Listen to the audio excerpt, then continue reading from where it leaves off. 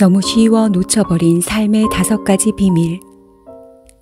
인생에서 조금 더 일찍 알았더라면 좋았을 것들. 할아버지의 지혜를 찾아서. 내가 이 책을 쓴 것은 충만하고 의미 있는 삶의 본질을 밝히려는 평생의 탐구 덕분이다. 아주 어린 소년이었을 적부터 나는 의미 있는 삶과 행복한 죽음의 비밀을 알고 싶었다. 다른 무엇보다도 죽기 전에 깨달아야 할 삶의 진실을 알고 싶었다. 8살이 되면서 아버지의 죽음으로 이런 탐구에 조급한 마음이 더해졌다. 당시 아버지의 나이는 겨우 36이었기 때문이다. 삶은 지극히 짧을 수도 있으며 참된 삶과 행복의 비밀을 발견할 시간이 앞으로 얼마나 남았는지 그 누구도 알 수 없다는 사실을 그때 깨달았다. 운 좋게 일찍부터 나는 죽어가는 사람들과 함께 시간을 보낼 수 있었다. 그리고 사람마다 다른 모습으로 죽음을 맞이한다는 사실을 발견했다. 깊은 만족감과 약간의 후회로 생을 마감하는 이들이 있는가 하면 살아보지 못한 삶에 대한 괴로움이나 슬픈 체념을 안고 죽어가는 이들도 있었다. 여러 해 전 마가렛이라는 어느 중년 여인은 내게 평생 현관 흔들의자에 앉아있는 노인과 같은 마음으로 살려 했다고 말했다. 결정한 일이 있을 때마다 흔들의자에 앉아 지나온 삶을 되돌아보는 노인의 모습을 상상했다는 것이다. 그리고 그 노인에게 어떤 길을 선택해야 후회가 없을지 조언을 구했다고 했다. 참으로 아름다운 이미지였다. 이런 이야기를 듣자 한 가지 생각이 움트기 시작했다. 생을 마감할 나이가 되면 삶의 중요한 지혜들을 깨닫게 될까? 삶의 의미와 행복을 충분히 발견한 사람들과 이야기를 나누다 보면 중요한 무언가를 배우게 될까? 흔들의자에 앉아있는 노인의 마음으로 사는 법. 여행을 떠날 때마다 나는 먼저 웹사이트를 둘러본다. 그리고 나보다 먼저 그곳에 머물렀던 수많은 여행자들의 경험담을 보고 투숙할 호텔을 고른다. 이들의 솔직한 평가를 토대로 제대로 된 진짜 호텔을 찾는 것이다. 여러 해 동안 나는 이런 간단한 방법으로 여러 개의 좋은 호텔들을 발견하고 최악의 호텔들은 피할 수 있었다. 충만하게 살다가 행복하게 죽는 사람들의 비밀을 발견하는데도 이와 똑같은 방법을 적용할 수 있다. 삶의 의미를 발견한 사람들을 찾아내 이들의 이야기에 귀를 기울이면 잘 사는 비밀은 저절로 알게 된다. 그래서 나는 지난 1년 동안 삶의 행복과 지혜를 발견한 수백 명의 인생 스승을 찾아 이들이 삶에 대해 깨달은 것을 인터뷰하기 시작했다. 당신의 삶에 영향을 끼친 인생의 스승은 누구입니까? 당신이 아는 어른 중에 삶에 대해 중요한 무언가를 가르쳐 줄 수 있는 분이 누가 있지요? 그러자 수많은 답신이 쇄도했다. 첫 번째 비밀. 가슴이 시키는 대로 살아라. 삶의 의미에 대해 수백 명의 어른들과 대화를 나누는 것은 개인적으로 축복인 동시에 도전이었다. 그들의 이야기는 심오하고 흥미로웠으며 때론 날카롭기까지 했다. 어른들의 이야기에는 반복적으로 등장하는 말과 생각들이 있었다. 그들은 한결같이 이런 말을 했다. 당신의 가슴이 시키는 대로 해야 합니다. 자기 자신에게 진실해야 돼요. 자신이 어떤 사람이고 이곳에 존재하는 이유가 무엇인지 알아야 합니다. 자신에게 중요한 것이 무엇인지를 깨달아야 합니다. 의미 있게 살다가 행복하게 죽는 이들이 우리 대부분의 사람들과 다른 점은 자신이 원하던 삶을 살고 있으며 가슴의 소리를 따르고 있는지를 끊임없이 스스로에게 물어본다는 것이다.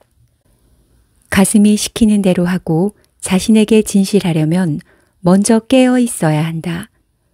소크라테스는 성찰하지 않는 삶은 살 가치가 없다고 했다.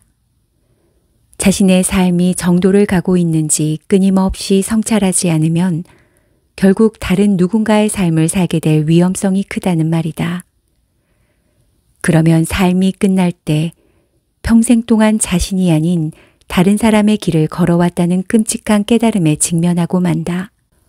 어른들의 말을 통해 우리는 자신의 삶이 올바른 방향으로 나아가고 있는지 더 많이 성찰하고 끊임없이 질문을 던져 자신이 원하는 삶에 더 가까이 다가가도록 부단히 조정해 나가는 것이 곧 지혜임을 깨닫게 된다.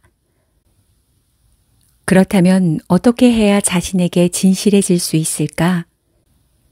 그 해답은 세 가지 중요한 질문들을 정기적으로 끊임없이 자신에게 던지는 것이다. 1.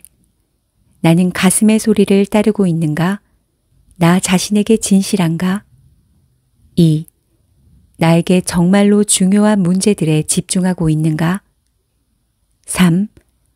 세상에서 내가 원하는 사람이 되어가고 있는가? 두 번째 비밀, 후회를 남기지 말라. 모든 사람들이 가장 두려워하는 한 가지가 있다면 아마 후회일 것이다.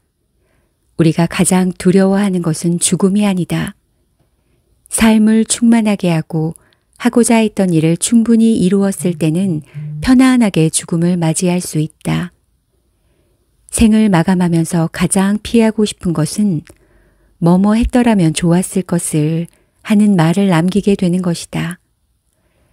삶에서 진정한 행복과 의미를 찾으려면 후회를 남기지 말라는 두 번째 비밀을 실천해야 한다. 또 후회를 남기지 않으려면 용기를 가져야 한다. 자신이 두려워하는 것으로부터 도망치기보다 원하는 것을 향해 앞으로 나아가야 한다. 삶이 떠안기는 불가피한 실망들도 이겨내야 한다. 후회 없는 삶을 위한 아주 간단하고도 흥미로운 방법이 있다. 끊임없이 앞을 내다보며 이렇게 묻는 것이다. 나이 들어 삶의 막바지에 이르면 지금 내디디려는 이 걸음을 후회하게 될까? 지금 걷고 있는 이 길이 나를 후회로 몰아갈까? 아니면 그 반대일까? 오늘을 생의 마지막 날처럼 용기 있는 선택으로 최고의 이야기를 만들어라. 세 번째 비밀, 스스로 사랑이 되라. 데이비드는 아버지의 임종을 지켜보며 중요한 사실을 발견했다. 아버지가 자신의 소유물에 대해서는 한마디도 언급하지 않는다는 점이었다. 대신 결혼식이나 출산, 가족여행, 친구들과 함께했던 시간들 같은 특별한 순간들을 담은 사진들에 둘러싸여 지냈다. 삶이 종착지에 이르렀을 때, 살 날이 얼마 안 남았을 때 우리가 정말로 관심을 갖는 것은 사랑뿐이구나. 데이비드는 아버지의 마지막 며칠을 언제나 기억하며 지냈다. 그 모습은 그에게 삶의 인도자 같은 역할을 해주었다. 삶은 곧 사랑이다. 사랑을 잃으면 삶도 잃어버린다. 수백 건의 인터뷰를 하면서 나는 행복하고 의미 있는 삶을 만들어가는 근본 토대가 바로 사랑을 주고받는 것임을 분명하게 깨달았다. 행복의 가장 위대한 원천도 사랑이고 후회의 가장 커다란 원천도 사랑이었다. 죽기 전에 발견해야 할 세 번째 비밀은 사랑으로 충만한 사람이 되어 사랑을 나누는 것이다. 스스로 사랑 자체가 되는 것이다. 모든 만남에서 스스로 사랑이 되기를 선택하면, 사랑과 친절을 우리의 나아갈 길로 선택하면 행복이 우리를 발견할 것이다. 사랑을 주면 그 사랑은 부메랑처럼 우리에게 행복으로 다시 돌아올 것이다. 네 번째 비밀, 지금 이 순간을 살아라. 과거는 이미 지나간 것이므로 우리 뒤에 있다. 어떤 일이 일어났든 이것을 바꿀 힘이 우리에겐 없다. 하지만 미래를 바꿀 힘은 확실하게 갖고 있지 않은가? 천만의 말씀이다. 현재의 순간 속에서 미래에 대해서도 아무 영향을 미칠 수 없다. 그런데도 우리는 미래를 걱정하느라 많은 시간을 허비한다. 이런 걱정이 불러오는 결과는 오로지 하나뿐이다. 걱정은 결코 내일의 슬픔을 씻어주지 않는다. 언제나 현재의 기쁨을 앗아갈 뿐. 인생 선배들과 대화를 나누면 가장 자주 듣는 말 가운데 하나가 모든 게 너무 빨리 흘러간다는 것이다. 젊을 때야 60년이 영원처럼 느껴지지요. 하지만 정작 60년이 되면 그 세월이 순간에 불과하다는 걸 깨닫게 된답니다. 삶이 이처럼 빨리 흘러간다면 주어진 시간 안에 더 많은 것을 얻어내고 하루하루 매 순간을 커다란 선물로 만들 방법을 발견하는 것이 행복의 비밀 가운데 하나일 것이다. 어른들의 이야기를 들으며 우리는 순간을 사는 것이 네 번째 비밀임을 깨달았다. 순간을 산다는 것은 삶의 모든 순간 속에 온전히 존재하는 것을 의미한다. 삶을 판단하지 않고 그냥 충만하게 살아가는 것이다. 과거나 미래에 초점을 맞추는 대신 감사의 마음과 목적을 갖고 매 순간을 경험하는 것이다. 매 순간 만족과 행복을 선택할 힘이 우리에게 있음을 깨닫는 것이다. 지혜로운 사람들은 하루하루를 커다란 선물로 받아들인다. 다섯 번째 비밀, 받기보다 주는 데 힘써라.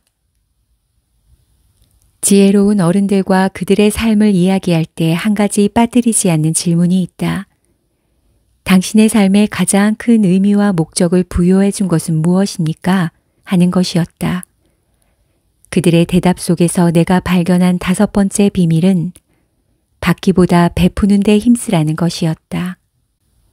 받기보다 주기에 힘쓰면 우리 자신보다 더욱 큰 이야기와 연결될 수 있다. 행복은 이런 과정에서 저절로 찾아든다.